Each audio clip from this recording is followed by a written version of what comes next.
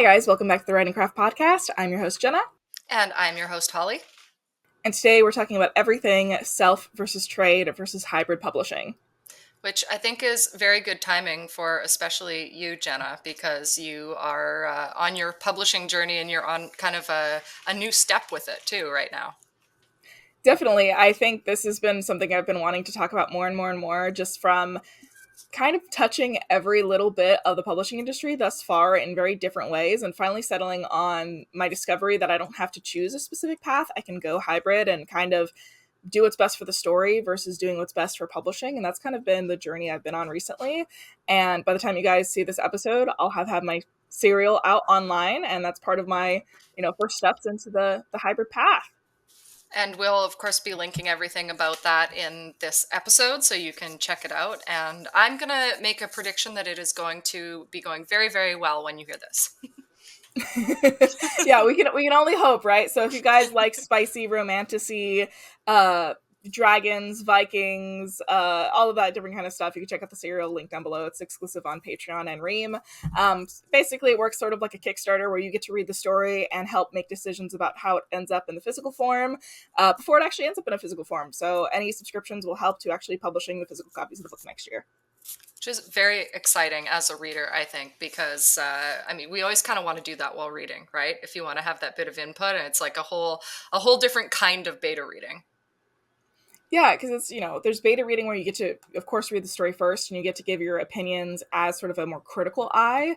But then if you're reading in terms of being like a subscriber to either a REAM or a Patreon, then you're going, hey, I would love to see a scene like this. And either it's going to be ending up being bonus material, or you can actually chat with other people in a community setting about a book that you enjoy.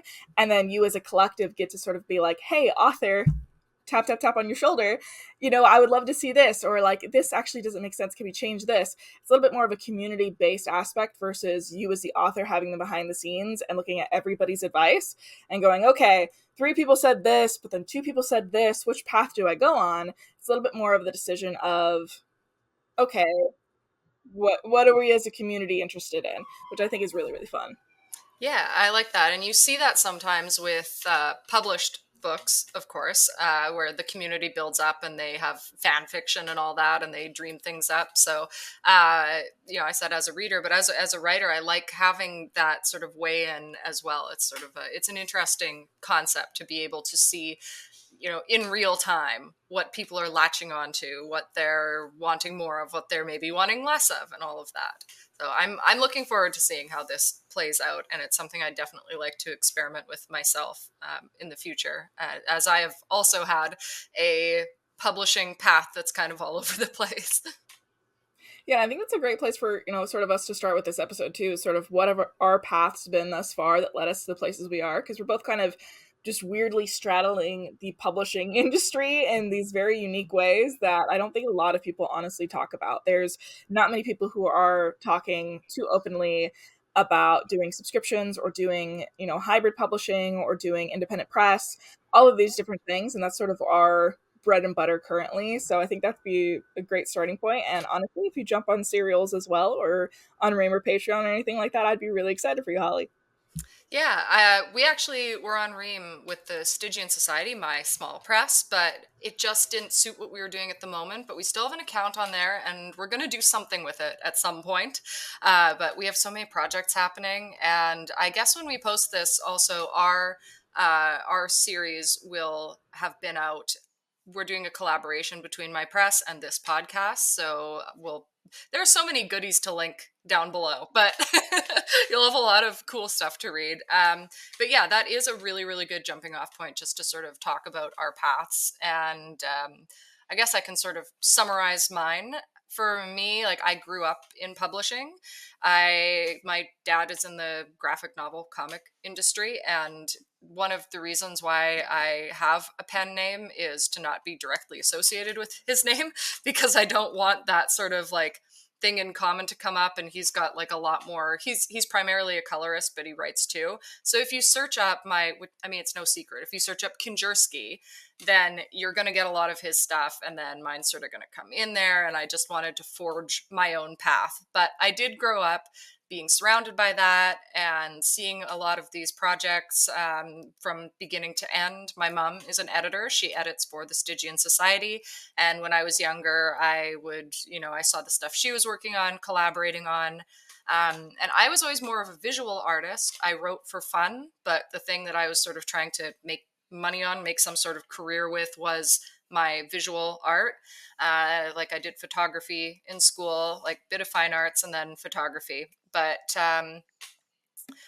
yeah, so I was on that path watching this stuff, and it just kind of percolated until it got to a certain point in Montreal where I was like, I am jumping into this full on. So I have a long, long, long background. All of that to say, long background in the industry, know a lot about it, have witnessed a lot of different situations.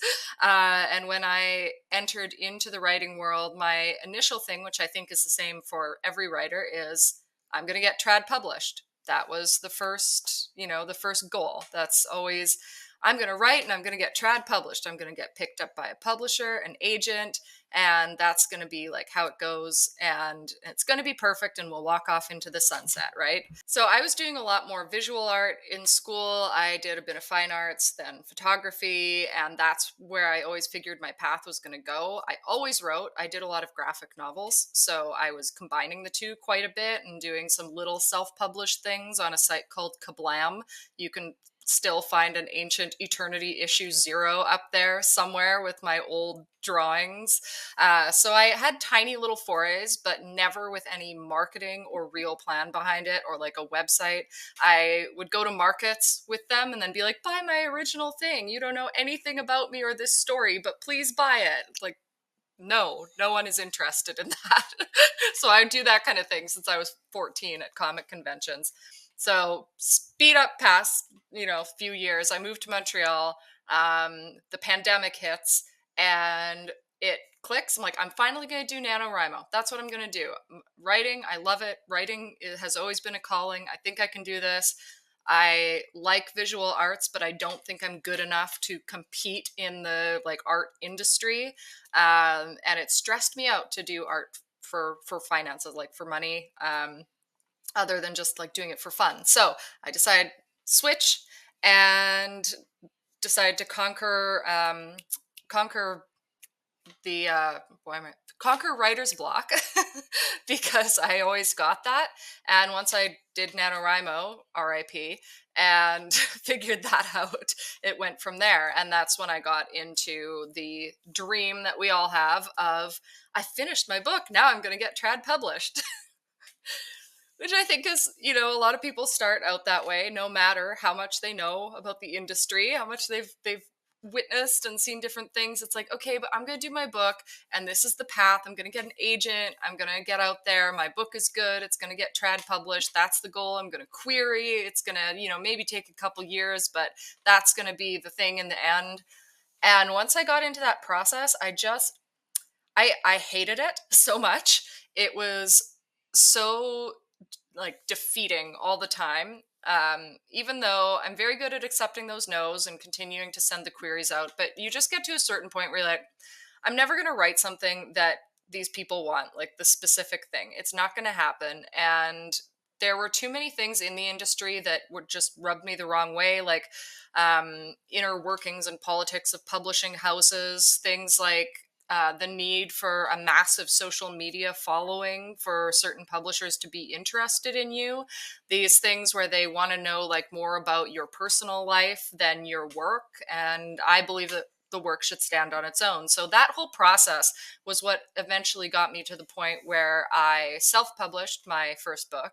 And then shortly after, with my partner Pei, we started the Stygian Society to help other creators who were in the same boat and frustrated in the same way. So, tried the trad route, got really frustrated and annoyed by it, and decided to do my own thing, make a statement, and try to help other people. So that's my publishing backstory at the moment. Yeah, I think most people can honestly relate to that because when you first enter and dip your toes into publishing, you're going, okay, I'm going to be J.K. Rowling. I'm going to be obviously without the mold in the wall and the transphobia, but I'm going to be, I'm going to be, George R. R. Martin. I'm going to go and get published like all these other ones that you see growing up, going into Barnes and Noble, you see going into the bookstores, and you want to emulate that. So you figure, okay, I have to take the same path, which is not the case. There are so many paths in publishing. There's even like Ruby Dixon. She started self-publishing her books a long time ago. They absolutely blew up, even I think before TikTok, and now they're getting republished traditionally. And that's Space Alien Barbarians. Least we forget that it's probably one of the craziest and most, you would think, niche things that would not be accepted. But you get enough sales, you have a large enough fan base, and then traditional publishing turns around and gets interested. And I think we're seeing that more and more and more, especially with the rise of so many people being really fed up with the fact that publishing seems to be very, very much so, or I should say, trade publishing seems to be very disconnected by what readers actually want these days. And that, I mean, it's led to a lot of people who are turning around and going, okay, I want to self-publish, I want to indie publish, I want to go make my own press, I want to do all these different things. And like, you cannot blame them, one, because traditional publishing is a fucking firestorm about 24/7. Two, they're probably going to end up making more money than if they went the traditional route, depending obviously on the niche and the person. And everyone's path is different on top of that. And one story might do horribly in trade pub and do fantastic self-pub or indie pub. And the opposite could be true. A book could be self-published that actually would have done better and gotten accepted. And it's one of those things where it's such a case-by-case scenario. And I'm glad there seems to be a lot of less animosity and less, turning your nose up at self-publishing than there was when I was growing up, because every story and author is different. So why begrudge someone the path that works the best for that story? Well, and that's an interesting point to call out too, about how there used to be this sort of looking down on that. And I think for me personally, that was one of the reasons why it took me like so long to just bloody self-publish, even though I'd seen certain things in the industry, because what I saw was very much the trad industry. And there was a lot of, opinions and stuff about like, oh, well, that's just self-published or that kind of thing. Not, not either of my parents, but people that I would see, people that I would interact with were very much, okay, well, you're not, are you with a publisher? Who's your publisher? That kind of attitude. And thankfully, that is largely going away as the larger publishers continue to dig their own graves deeper and deeper. Yeah, and I mean, I always heard stories like that, and I think I had my own, going, okay, I I don't know, like I had this weird duality going, I feel like, because growing up, my mom had actually tried to get a book traditionally published. She had drawn and written a children's book, and she probably still has the draft physically somewhere, but she went about it in all the wrong ways. This was, early 2000s, but even back then, you mostly would just use the internet to submit your stories. She was physically scanning at Staples her book over and over again and physically sending them into publishers, and they were just getting returned. And so she thought when they were just returned to sender that they were rejections, when no, they were returned to sender because they didn't take physical manuscripts. That stopped in 80s, 90s. And she was not Googling on the internet. There wasn't that as many resources about how to actually get traditionally published. And so I grew up seeing her get her heart broken by publishing, by not being able to get her children's book out there, and her begrudging and being very negative about the idea of self-publishing or anything like that. And granted, children's picture books up until recently really weren't a thing in self-publishing either. There wasn't even options really to get those published. And so I grew up with that sort of mentality of, well, I'm not my mom and I'm going to do better than her. And I'm going to actually do it the right way, because I knew even as a child, like, this doesn't seem like it's the correct way to do things. And as soon as I dipped my toes into publishing, was looking on resources online, was digging for the information, because we didn't have AuthorTube back there. There wasn't as much resources, especially for traditional publishing, until more recent years. And I was digging into it and I was going, no, she did everything wrong. And I'm going to learn everything I can so I can do everything right. And I did do everything right to the best of my ability. And it still wasn't enough to get my queer space opera picked up when I queried it. But I had that whole teenage mentality of, I'm going to be the unicorn and I'm going to, get a huge advance and all of these things. And I'm going to sell out my advance and all these different things.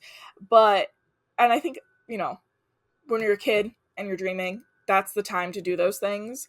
But then that kind of has to slowly get pulled back a little bit as you know, get more familiar with the industry, as you take those hits and those no's. And then you start discovering, okay, maybe I'm not going to be that special unicorn scenario. Maybe I'm not going to have these things happen. If they do, that's great and wonderful. But that doesn't somehow make all of the work that I put in disappear if I become a unicorn or if I don't. It's not going to all of a sudden make my life so much different, because even if these unicorn moments happen to me, am I going to be the type of person who's going to actually be able to follow up that unicorn moment with the work ethic necessary to continue riding that high, or will I be a one-hit wonder? And that was so much in high school what I was seeing. I was seeing authors who had big one-hit wonders and then they fell off the face of the planet because they weren't expecting it. And so I, you know, later on in high school, start of like college, I realized, okay, actually, no, I want to go and take my time with this. I want to go and make sure that I'm not one of those one hit wonders who appears and disappears. I want to make sure that I'm putting in as much effort and thought as possible.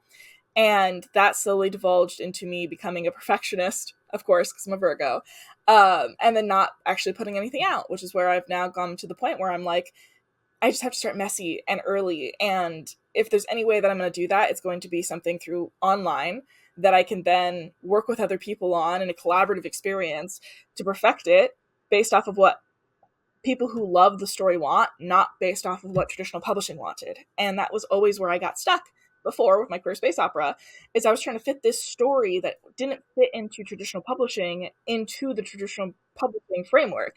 And this story suffered for it, and I trudged through that story for 8 years and queried it for 2, and all of these things were, you know, spent almost a decade on it, only to discover as soon as I was like, okay, I'm done querying it, I got my last final rejection on my last full, there's no one else for me to query, I need to put this on pause. And as soon as I did that, very quickly in the last few months, the resolution to all of the issues that the story had was me realizing, okay, this story actually needs to be bigger. It actually needs to have this, this, and this. And all these things are not going to be traditional friendly publishing, or friendly to traditional publishing. And if I was still trying to go trade with the story, I would not be able to make it the story that it needs to be. And that was sort of my first stepping stone into going, okay, no, we're going hybrid. I will still have stories that I think need to go the traditional way. But if the gatekeepers tell me no, I'm not going to take that as the sign that my story is actually bad or that I did something wrong. It's more so that the story's just not right for them and they're focusing on making money and not necessarily publishing great works. If they can go and publish Colleen Hoover and she makes tons of money and she's not that good of a writer, J.K. Rowling as well, I'm going to throw people under the bus.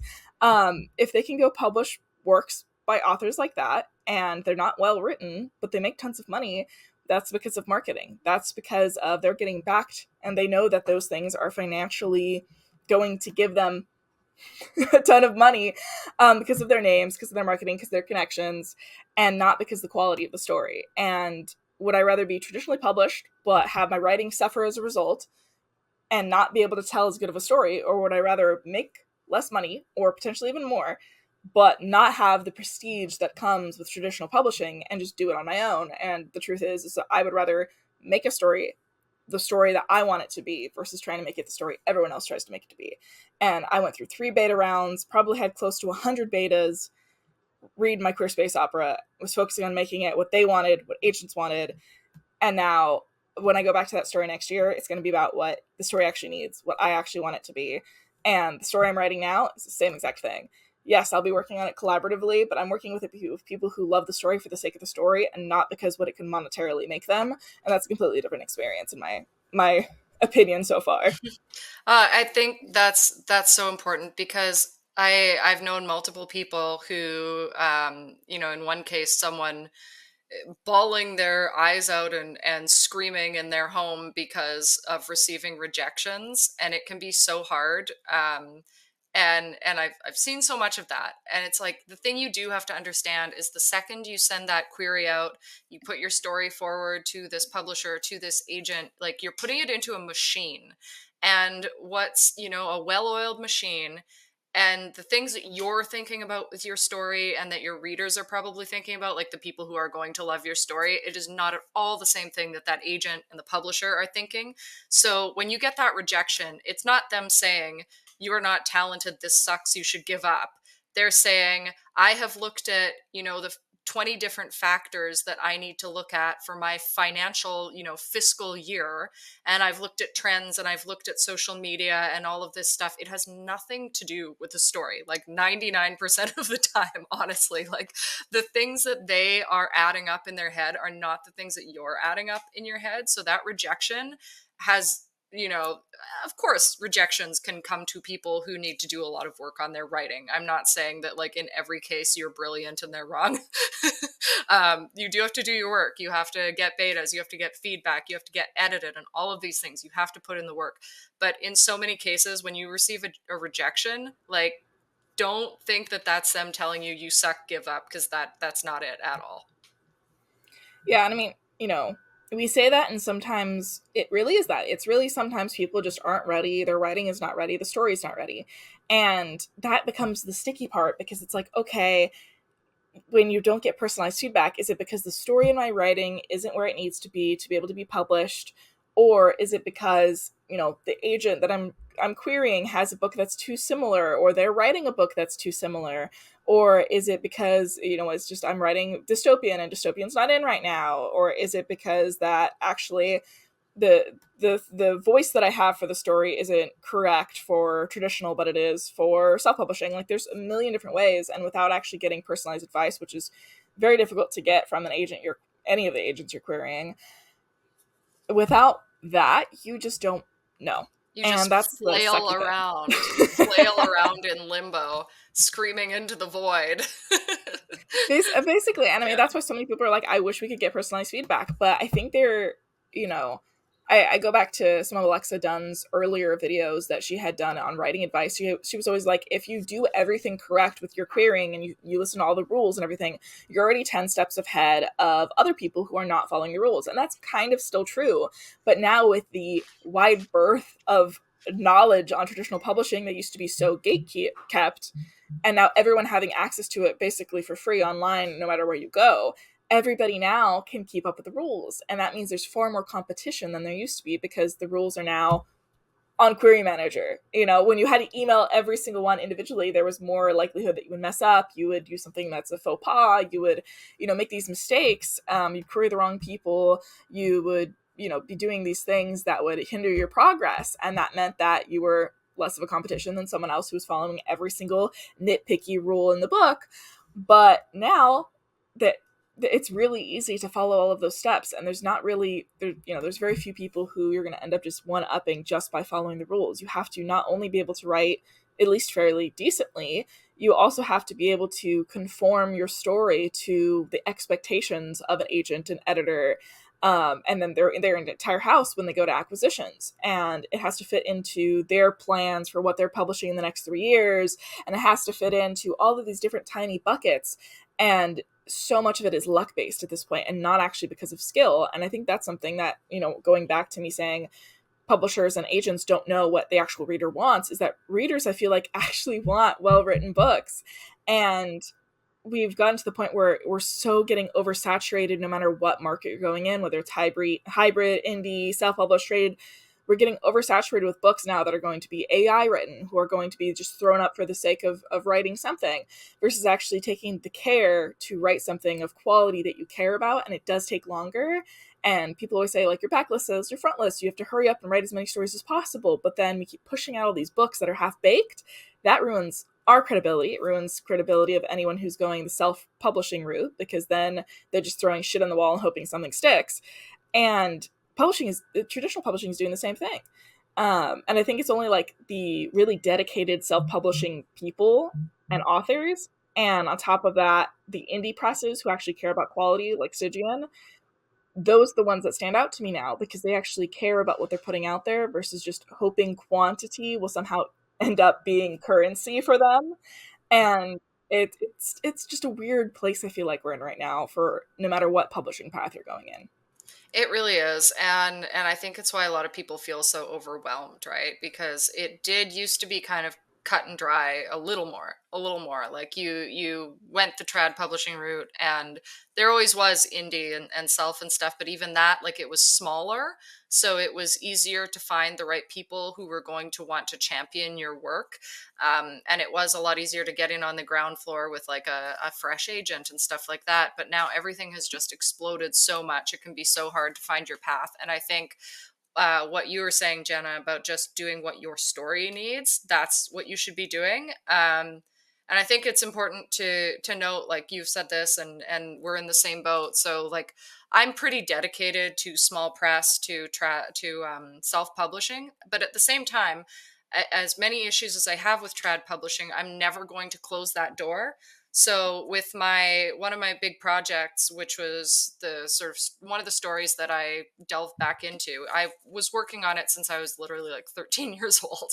And that's what I would always get writer's block on. I would come back to it every year, write like 80 pages, rewrite everything, and then drop it for another couple of years and come back. So with that, I'm working on it. I have a plan to publish it through my small press. But at the same time, I'm querying. I'm querying while I go. But I know that either way, it's going to go out and it's going to be what I want it to be. And it just depends what happens first. And I think that that's a really good path to take if you are feeling overwhelmed and you don't know what to do. Like, make multiple plans.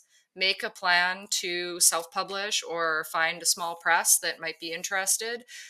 Send, personalized emails out to small presses, because that's what we're going to probably respond to a little bit more if we have the bandwidth, and then just keep sending those query manager ones too. Like, just throw it all out there and see what sticks, and just keep working on your story and doing your best to make it what it needs to be, and get feedback from readers. And I think that's the best way to approach it at this point. Yeah, I think so too, because it's like, if you're caring about your story enough and you know it's going to come out either way, the rejections don't hurt as bad. Like, even the other day, I found 2 new agents who weren't agents when I was querying. And I had seen a post from an agent saying, hey, remember, like, it's okay to nudge people. And I queried this agent 2 years ago with outdated material, and they had never gotten back to me, and they supposedly try to answer everybody. I don't really think that they do. But I was like, hey, I was inspired by your post to like nudge you. So I nudged an agent 2 years after I sent them material and sent them the updated material. And he actually did get back to me and gave me a rejection. And he was like, it's always fine to nudge, but this just wasn't for me. And I was like, a little butthurt, because I was like, this is literally exactly on your manuscript wish list, but anyways, it's fine. But at that point too, like, if I had gotten that rejection when I was initially querying, this was one of my top agents, I probably would have been devastated. But now, knowing that I'm going to release Spaceborne regardless of whether or not an agent picks it up, if I get a full or response back from one of these agents that I queried the other day, who weren't even agenting when I queried 2 years ago, sweet, okay, I'll send them the material. But I also know I have a plan for revision. I have a plan to make it the best it can possibly be, and it's only going to accomplish doing that if I can go and do self-publishing, because traditional is not going to want to publish what I have in store for it. And knowing all of that, the rejection doesn't hurt as bad. No, it helps. It does help. It gives you that cushion. I was just opening up my query tracker while you were explaining that. So I was like, let's just see. So I said I'm sending out these side queries about a month, like a month or 2 ago. I think it was 2 months. I was like, let's just sit down and go through the whole list. I sent out 49 queries, and looking at my list, queries sent 49, negative replies 49. I was like, bring it on. Perfect. Yeah, but they responded. Yeah. So I'm like, cool, you've responded. Thank you. That means you actually looked at my email. Okay, we're doing well. Next. Yeah, well, I mean, in this day and age too, if you're even getting a response back, that is a rarity at this point. I had people who had I still have, I think, people with my full manuscript who just never, I think I had an editor have it for 2-3 years now, and never responded to me. And they were one of the only places that actually published sci-fi who you didn't have to have an agent for, or they would have accepted you and then told you like, hey, go to these agents because one of them will take you because I want to publish this. Especially if you go in basically with already having a deal in your back pocket, it's a little bit, easier to hear back from people. But and I've known a couple of authors who did that to get published and stuff when editors end up becoming interested in it first. But if you get a response back, even at this point, you're in the lucky few. So that's actually a pretty good, response rate when it comes to that. To be honest, especially in only like 2 months. I told you I just had to nudge an agent after 2 years Yeah. to get a There, response. the ones now, I think that's probably because of Query Tracker. I think the people on there are a little more like on top of responding, and they have kind of a system. Because definitely people who I've reached out to outside of that just have like totally not said a word. And I have to say, I feel bad as a publisher right now because we're so small, right? Like I manage everything pretty much. And we want to give responses to people within 3 months. And I owe like quite a few manuscript responses right now. But one of the things I'm determining is, that feedback that people want. I would love to, for every manuscript that I don't accept, to be able to say, here are the reasons why you're not being accepted, and like give them a good rejection rather than just being like, eh. So I have ones that have been sitting there for like a year, and because I just want to be able to do this properly, and that's one of my like 2025 publisher goals. Because yeah, especially as a small press, when you don't have a overflowing inbox of manuscripts, like you have a handful of them, I feel like it is doing the author a favor, helping them to benefit by giving that feedback. So another reason to submit to smaller publishers, because you might get that. There's more of a chance you will, even though you might have to wait a little bit if they have a lot going on. I mean, hey, even if you know, I've heard stories of people who were querying and then they'll get an agent a book deal and their book will be published or being published soon. They'll already have a book deal and they'll get rejections from agents like after the book's already out. Like, too bad, guys. Like it's too late. Yeah, and who knows? You can send in some of those rejections and everything, but I think even in those cases, people are just like, "Oh, thank you for actually getting back to me and like giving me, some sort of actually personalized message." This, the message I got back was very much like cut and dry. What he would give anyone who was nudging him, who he'd already in his head denied, but didn't send the original denial letter. And like, okay, I know you get a lot of agents, or a lot of submissions. Agents get a lot of submissions, but when you are able to get some of that personalized advice, it can be really helpful. And in my case, it kind of was, it kind of wasn't, because I did get a lot of personalized rejections, but then some of them contradicted each other. And then I already had 100 betas go through my book and give me advice, and I was getting more advice, and then I was changing the book again midway through querying, and I think I even sent an agent the completely wrong version of my book at some point. And then I had updated it with them after the fact, and luckily they hadn't started reading by that point. Um, but like you get in your head, I think, too much at the same time if you get too much of that advice. But I think if you get like a good 3 rejections that have some sort of advice or even an R and things like that, then that can be beneficial. But if you start getting too much of it and they start contradicting each other, that's when it can be a little bit of a sticky situation for an author to figure out what to kind of do next. So I don't necessarily want every single agent or Yeah, publisher. I don't want 49 opinions.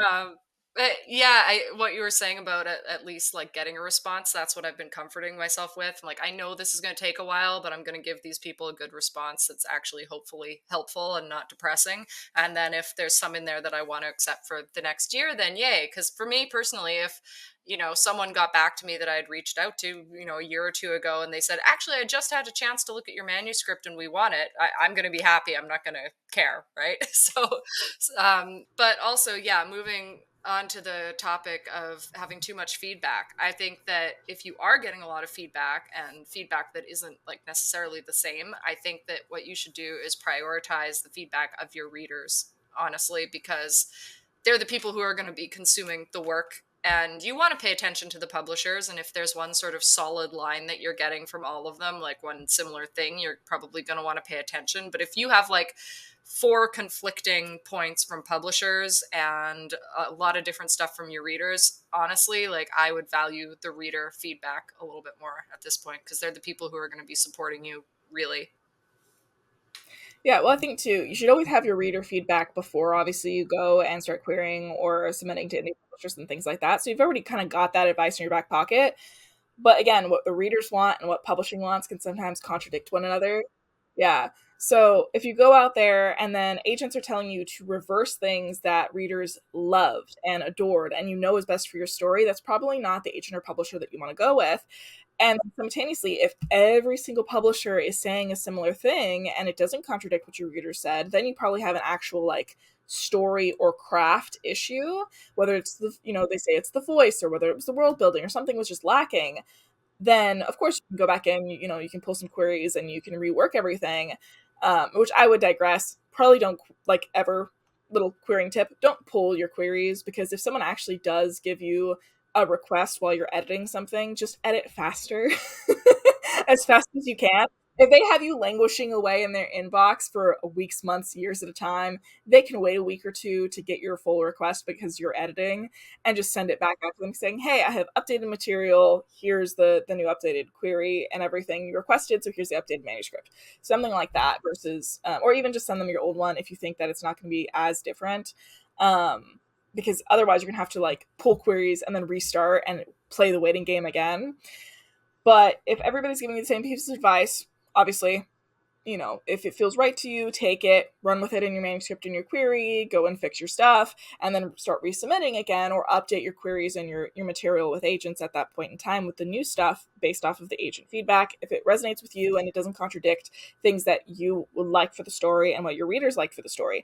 But if one thing I found is that I was getting advice from way too many agents, and that advice started to contradict itself.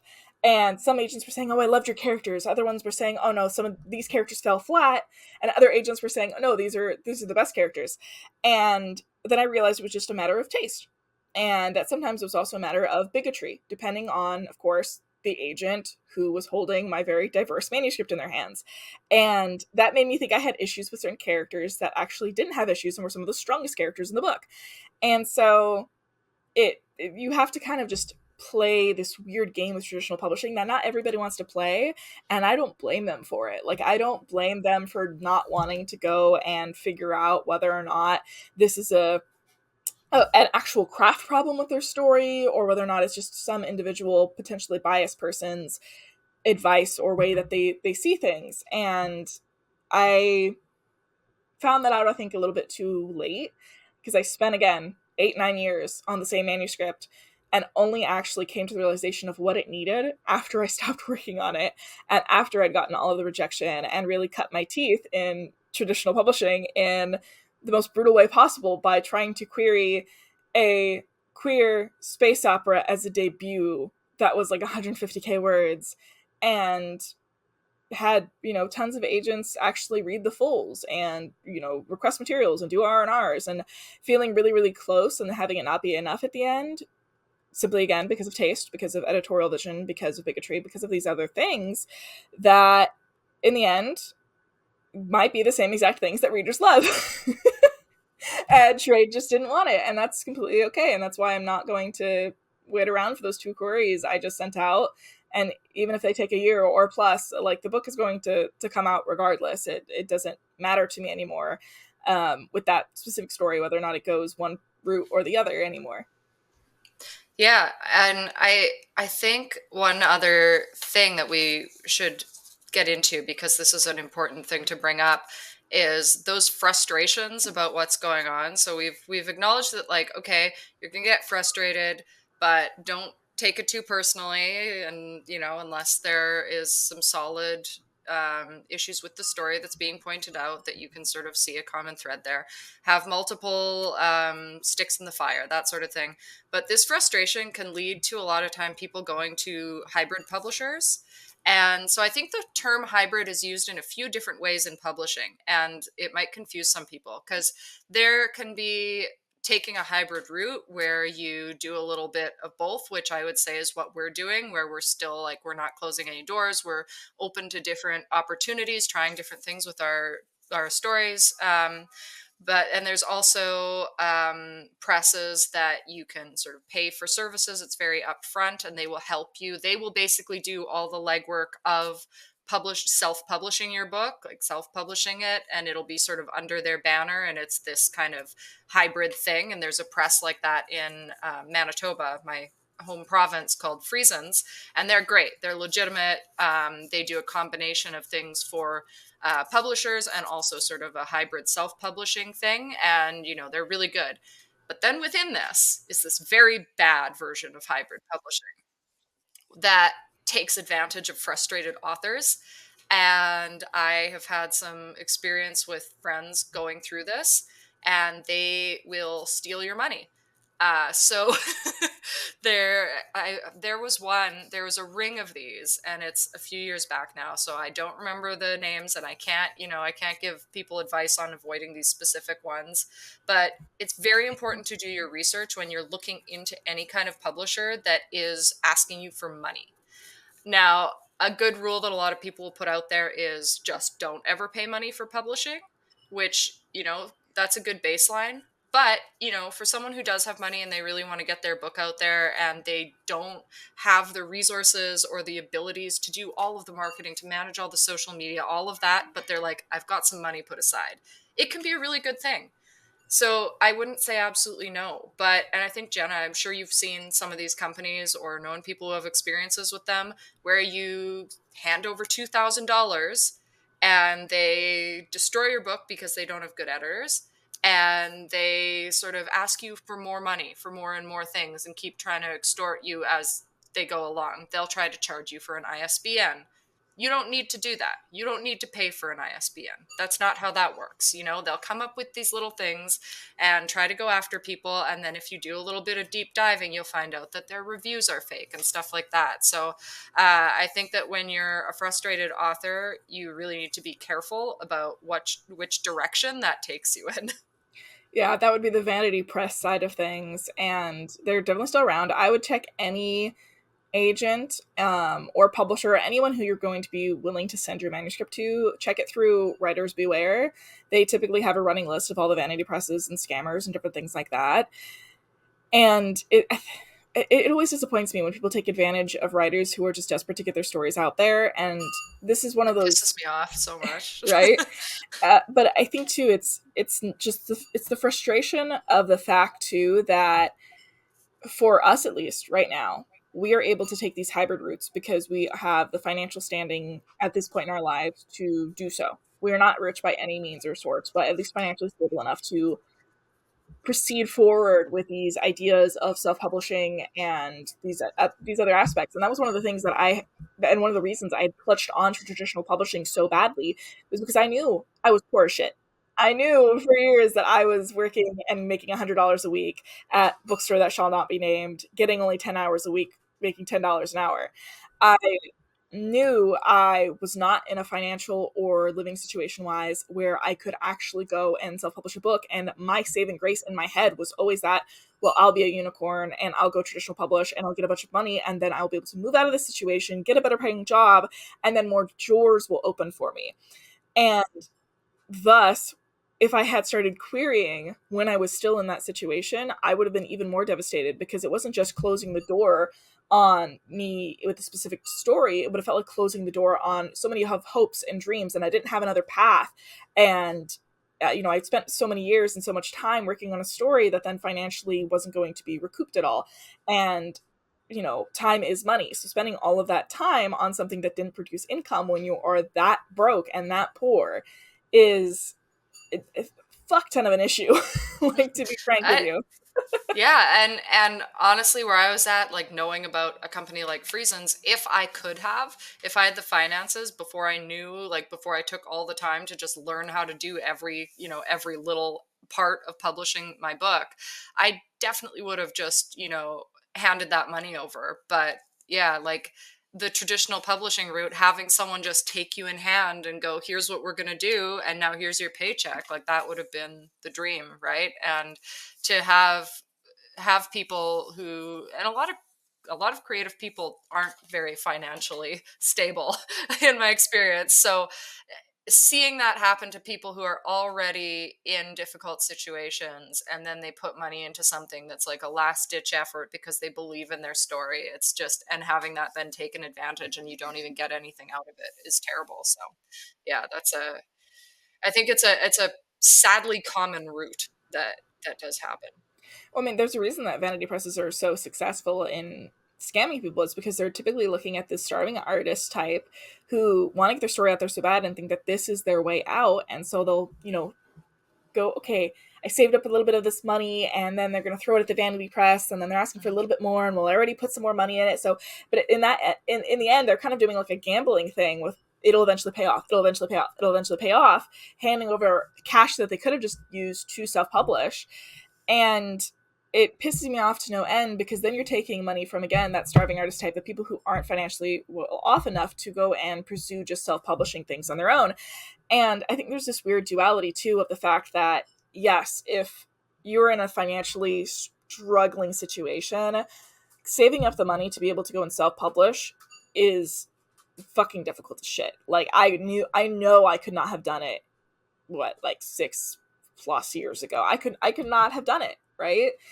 And now I'm lucky enough that that door is kind of opened, and it's a possibility for me. And obviously the REAM and the Patreon is going to help with the sort of like a Kickstarter to be able to gather more funds to be able to finish doing what I need to do with the book to get it out there. And then hopefully obviously be able to put that into the next book and different things like that. And I think that's a great way that people who are struggling to financially gather up the money and the courage and all of those things to be able to go self-publishing because they failed in the query trenches, or failed, quote unquote, or that traditional publishing just didn't want what they were writing, or all these other things. It's a great way to sort of get a foot in the door and to start saving up what you can to be able to go that route. But there's some people that simply isn't an option for them. And people, I think, too, have this idea that traditional publishing is going to be more financially well off for them. And in reality, that is not the case. Because yes, you don't have to put an upfront cost, but if you are not financially well off and you are hoping and praying that this is going to be your way out of poverty, one, the arts are almost never that. Two, Yeah. traditional publishing can now cut your advance and your money into fourths, and the likelihood of you actually getting that money back in terms of royalties later on after you've paid back what is essentially debt. Usually people who are financially struggling, like myself, financially also struggle with debt. Going traditional is then owing that publisher a debt, in essence, that you have to pay back in the form of your book sales. And if your book sales do not make that back, or are in the process of doing so, or sell enough that they expect it to, and they're not making a profit, the likelihood of them then offering you another book deal and not just closing you out of it in general goes down significantly. And then you might be dropped by your agent, and then you had your foot in the door only to be thoroughly dashed off of it. And that's another just way that I think, I don't know, like, I think back on myself a couple years ago thinking like this is my way out. This is my way to help myself, is by doing what I love. And I can write all day long. I used to write 10K word days on a regular basis. Like, I was writing 100K manuscripts in a month.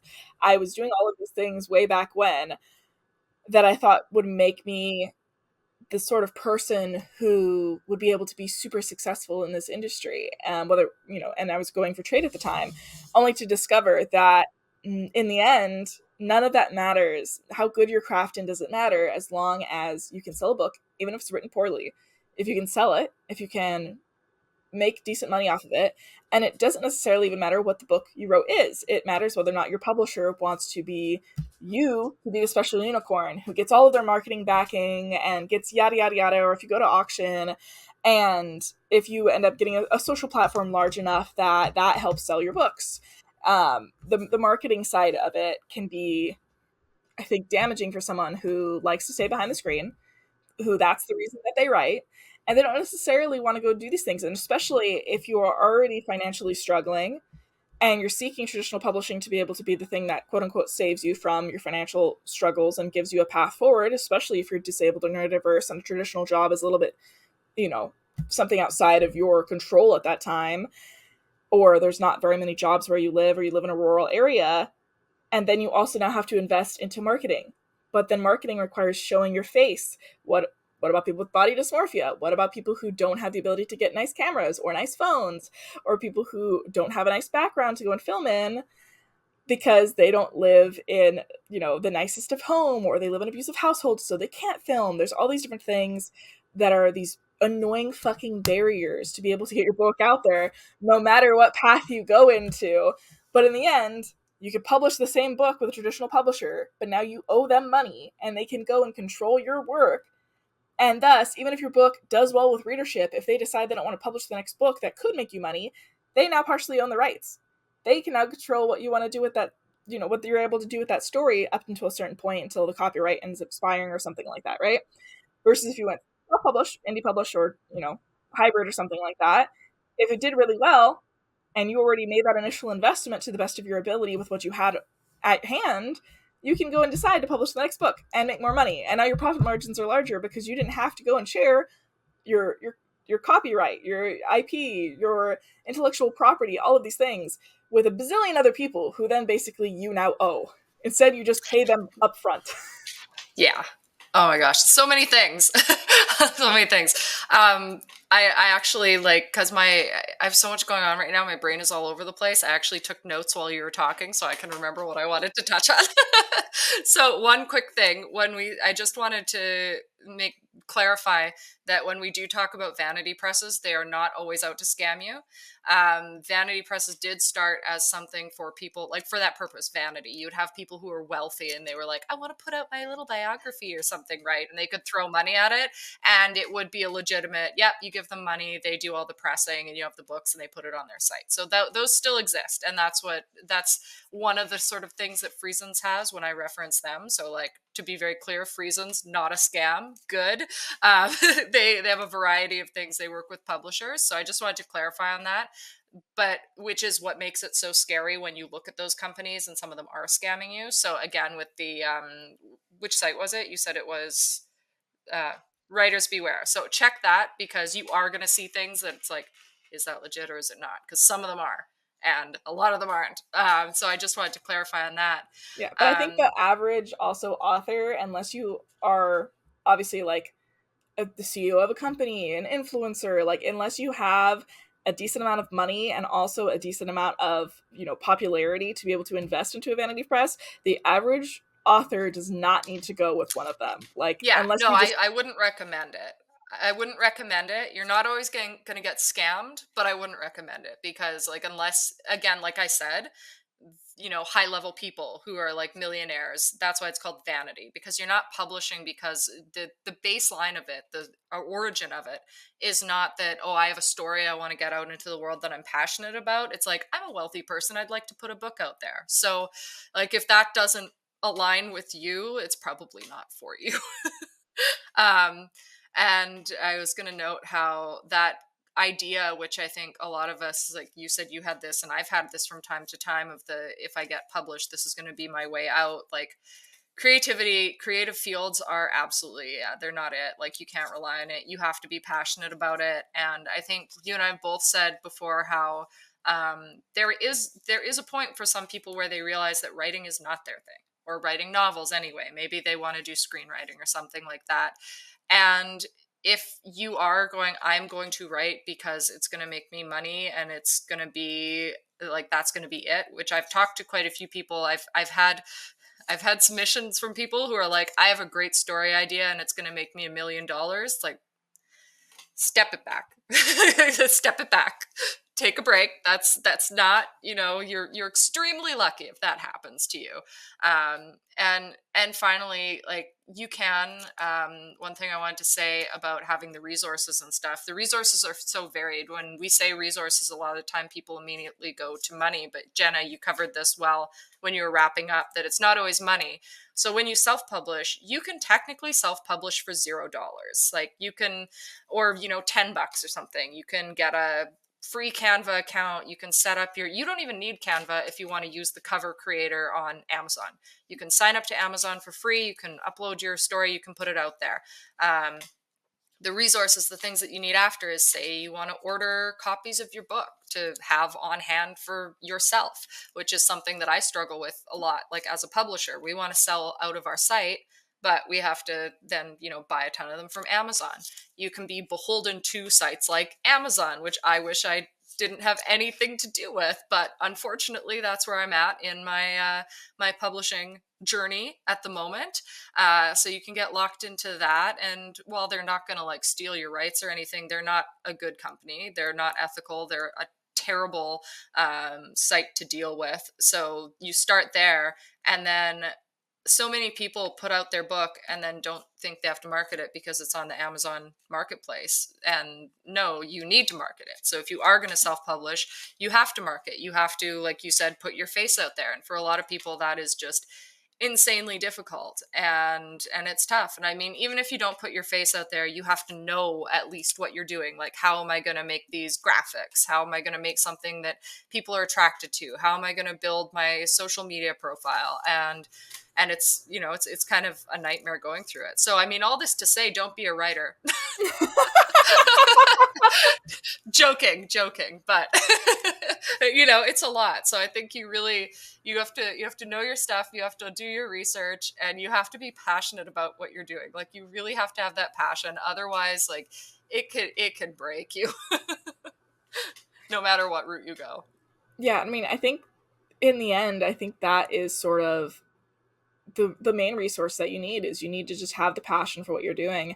I remember one of the things that always sticks with me, one of my critique partners had said a long time ago, was that she really, what was it? She was really inspired, I think is what she said, about my love of craft, which inspired the title of, you know, this podcast was The Writing Craft, as a play on words. But I love the energy and the passion that I have for being able to put a story together and being able to read it back to myself and see other people enjoy it and all these other things. And so even if I never make a dime off of my writing, which I technically already have, like, years ago, but even if I make no more money off of writing, if this Ream and Patreon thing falls through or whatever, I did something and put something out there, and it's something that I personally love and adore. And that is one of the only things that I think is making me sort of a stickler for traditional publishing, is, or not a stickler, but just like a little bit of a, you know, upsetness about that, is that if I have to go that route with a story, which I do have stories that I plan to go and that route with initially, simply because I think it's what's best for that story at this current moment. And I think it fits into that market better. But I might write it, decide otherwise. Who knows? But if I have to change the story at that point into something that I don't recognize anymore, simply to fit into some sort of box that traditional publishing has come up with, I don't know whether or not I would forgive myself, because it would feel like betraying my story and betraying myself as an author, versus going hybrid or going, you know, self, or going indie that has like less of a you know, chance of happening. I get to keep the story more so what it needs to be. I get to be passionate and love what I'm doing. And honestly, that's what I'm seeing most of these days, is I'm seeing people who are in the self or indie space who are still passionate about being authors. And I see so many people who went the traditional route who are honestly either more business minded about writing and less passionate about it, or they're just falling off in general because it is absolutely killing their ability and their desire to continue forward with writing in general. I have a friend who debuted not too long ago, and she's been, you know, posting privately on her circles about how difficult it has been to debut and have eyes on you and attention on you and expectations of publishers and all of these different things. And it's killed so much of her passion and her love of writing. It killed her, you know, love for her debut, because she was having so much attention on it from what was not her intended audience, because the publisher blew it way out of the intended circle of readers. And I can see how that happens to people. I can see how people end up being one-hit wonders who never want to publish again because the industry can be so toxic. And it was kind of funny because a couple of years ago, I thought the exact opposite, and I was seeing the exact opposite. I thought people who went the traditional route were more passionate about writing because they actually had to deal and put up with all of these things. And they were at the time. They were going after it, even rejection after rejection after rejection. They were going after it even when their book wasn't acquired, or, you know, an agent ended up leaving the industry.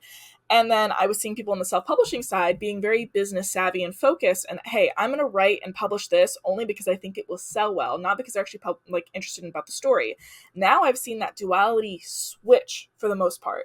Sure, there's some people on either side, and I think this is not a mindset to have no matter what your path is. But now I've seen mostly people who are very business focused and business savvy going, okay, I'm going to traditionally publish with this story simply because I think it's what agents want right now, and I can write really fast, and I can write to market in the traditional space, which used to be not really a thing that could happen because books were like 3 years out. So what was being published today wouldn't work. But I've seen more people go that path and find success that way, and more people who are passionate about writing but got fed up with trade moving to self and Indian hybrid because they want to actually take their time with the stories. They don't want to be on deadlines and have their payments broken up into fourths and be beholden to a publisher whether or not they can put food on their table or not. And I've seen that kind of switch. And sure, there's still people who are going to have this business savvy mindset. And I think those are the people who do really, really well, really, really early. But then they don't tend to stick around very long. They tend to make their money and then end up becoming an influencer, or they make their money because they're really good at, marketing and all these other things. But the quality of their work suffers because they're writing to market, not because of their passion. Versus it's this slow burn with people who are really passionate about writing and their craft and their stories and put the story first over everything else and put themselves first, of course. And they have this slow burn of building up a fan base who's dedicated to what they write over different series, and they slowly make their way through it no matter what path they're going on. And those are the readers I end up finding, or those are the authors that I end up finding that I fall in love with. And I love following their journey because I can see how passionate they are about actually writing the story of their hearts and not just writing because they're on contract, or they think that this is what's going to sell well for market, or they think that this is what's going to go and make them the most amount of money. And I don't think we can ever, even if you're the most business savvy, most marketing genius person in the world, I don't think that is the way to go about things, because everything can shift on a dime. Everything, like a big publisher, there's tons of publishing houses that have gone under.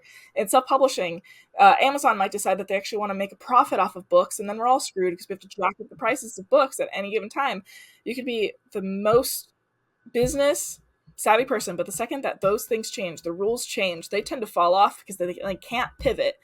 Why? Because they're focusing on the profits. They're focusing on what can I do to get XYZ, not the author who's slowly building up their stuff, who's moving with the crazy waves of publishing, and who's deciding, I'm going to do what's best for the story. I'm going to do what's best for me and for my readers, and I'm going to figure it out along the way. And I'm going to start dirty and start early, and I'm going to figure this out because I'm passionate about this and I have a love for this. And if that is how you feel, then you're in the right place. And if you're going, absolutely the fuck not, I don't want to find out what the ISBN is, I don't want to do any of this stuff, then maybe you're a storyteller. And maybe that storytelling can come in a different form, whether it's scripts or YouTube videos or mini films or whatever it might be. You can write and you don't necessarily have to be a novelist, or you might write just for yourself and not want to ever publish. That is completely fine. But I think everybody's journey is so different, and you have to have that passion to be able to make it even a couple steps down whatever your path is. Yeah, I think that's a great point to sort of lead into the end of this episode, because it can be so daunting. And I think we got into a lot of things today that would sound terrifying to some people. But the thing is, there are, as much as the industry is packed right now, there are more opportunities than ever.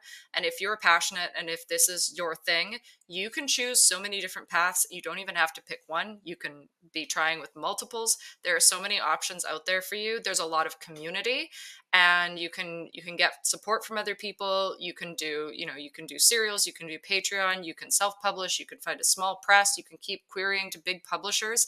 And if you believe in your story and you're putting the work in and you love what you're doing, then there's just endless scope to learn and explore and figure out how you share your story with the world. Yeah, and I think that in the end is all we really want to do. We want to be able to write stories and share them with people who love them, and hopefully make at least a little bit of money doing so. Exactly. Because I mean, you don't want everything to be the money, but as much as I love my day job, I would love my day job to be writing. That would be pretty nice. Yeah, and I think too, if that's what you're daydreaming about and everything, it's a great daydream to have. And a lot of people say, don't quit your day job, don't do XYZ. But I find that those people who are slowly burning into the industry, who are slowly building up their backbone, who are building up those rejections, who are building up this, their path in the industry, they're going to far outlast and far more likely be able to withstand all the punches that come with no matter what publishing journey they're on. And they're going to be able to make it as full-time authors versus people who are doing it for a business. They might burn really bright, really, really early, and they're quitting their job and everything. And then very quickly they realize, I needed that job for my own well-being, for my emotional stability, or because I actually have more expenses than I realized. and they're probably going to have to go back and feel like a failure. And I find that usually that's what ends up happening with people that I see who burn really, really bright really quickly, and they quit their day job, or they, fully invest everything into their publishing journey, except for they don't up level their craft. They don't go and figure out the new best marketing strategies and the trends. They do the same thing over and over again and think that somehow it's going to work 4 years from now, and then they go back to their day job, they feel really embarrassed, and then you don't see them again. Yeah. Yeah. Yeah, it's an interesting world to be in with writing right now, I think. And yeah, I can definitely say I wouldn't, and we've said this before, I'm glad I wasn't picked up when I was 18 like I was wishing I had been. So I much prefer the path that I've taken, and I think that you and I are both in really good places right now. And there's nothing wrong with taking your time. It's better. Yeah, and I think too, there's always this pressure of publishing. Like, I wanted to be published at 16, and I know so many other writers who felt the same kind of way, where they're like, I want to publish before I'm 18. And I think it was just unnecessary, and it was brought on by a couple unicorn people who got published before they were 18. We saw their success and we wanted to emulate it. But I'm such a fucking better writer than I was when I was 16. I was not as good as I think in my head I thought, just because I was better than the average person in my class. I thought I was the shit. That still doesn't stand up to like the adult market. Yeah, exactly. And I'm embarrassed by what I wrote back then, and I wouldn't have wanted to have it fully out there for tons and tons of people to read and have all the scrutiny on it or anything, especially not as a teenager. It's like having teenage fame. You don't want to have to go through all of that, like being on Disney Channel as a teenager, which is funny because I originally wanted to be an actor as well, so that would have been my path regardless if I had gone down there. So there was many paths in my life where I could have been just highly scrutinized as a teenager when no one should have been present for my existence at that point. um it was embarrassing to be around me, let's just say that much. Oh, me too. It was all Believe cringe, me. first of all. Yeah.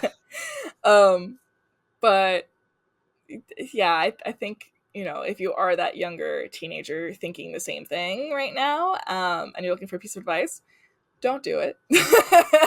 Wait until you've just cut your teeth in life a little bit more, and you've had a little bit more experience under your belt through, your college, early 20s years. I think you should be at least like 22 years old before you seek out publishing, just purely at the very least so that you aren't too young when people know that you exist. Take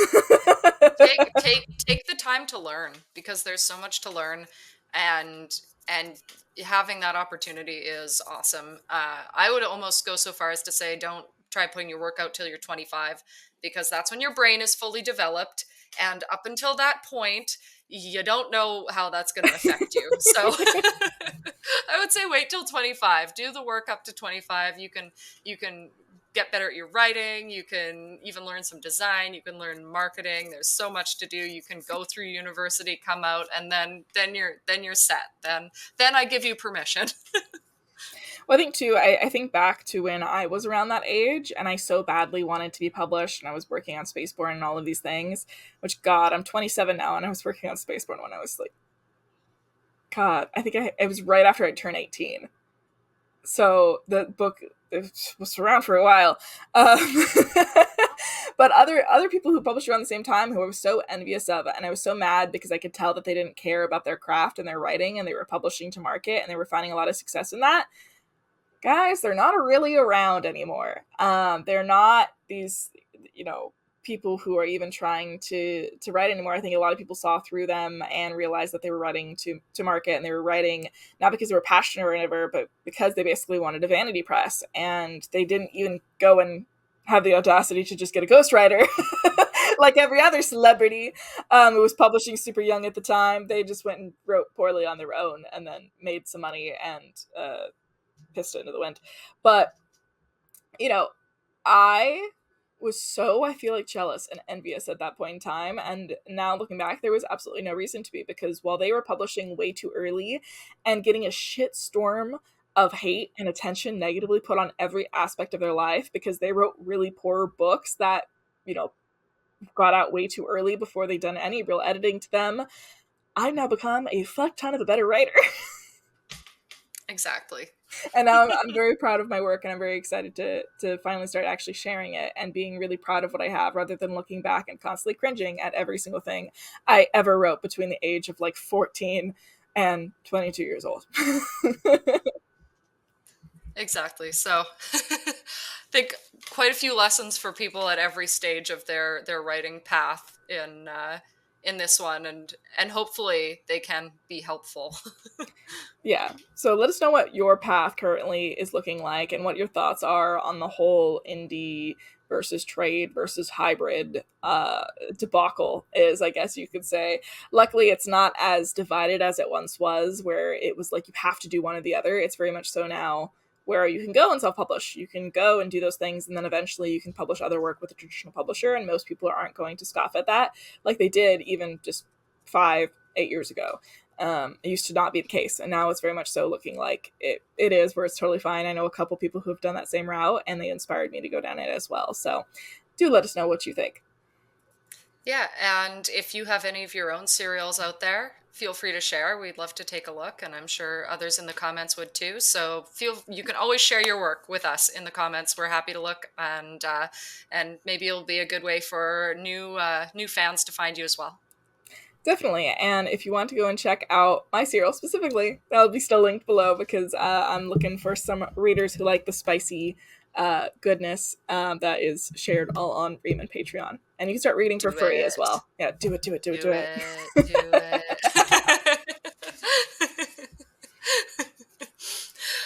Okay, so on that note, I think that's it for today. That was our slightly harrowing, but also hopefully inspiring talk about self-trade and hybrid publishing. Yep, and we'll see you guys next time. So if you have any other ideas for what you want us to podcast about, do leave them in the comments as well. Thank you for watching. See you guys next time. Bye.